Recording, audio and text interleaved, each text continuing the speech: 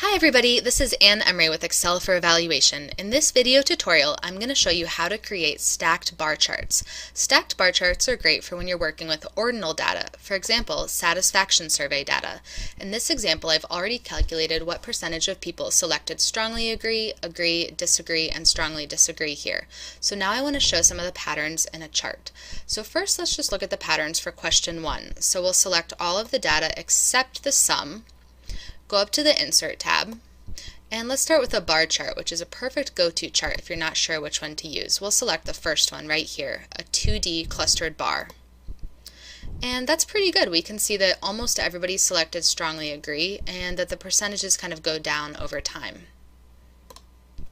But what if you want to show both question 1 and question 2 in the same graph so that people can easily compare?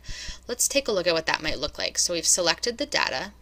Let's go up to Insert, and we'll do another bar chart. That works, but it's not quite as easy on your eyes because you have to first look at the patterns for question 1, these blues. Then you have to look at the patterns for question 2, the reds, and then you also have to compare.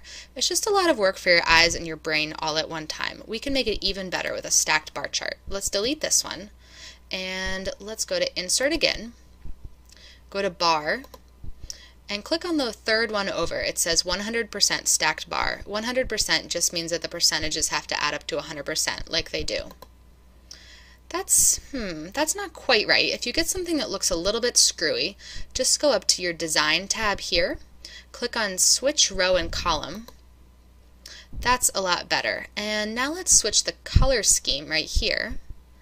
Let's just try some blues. It's a little bit easier to visualize now. You can see the dark blues, the strongly agree for question 2, really outweighed how many people selected strongly agree for question 1. By the time you do the rest of the tweaking, like removing the grid lines and adding the data labels, maybe adjusting the colors a little bit more, you'll be able to see the patterns pretty clearly with this stacked bar chart.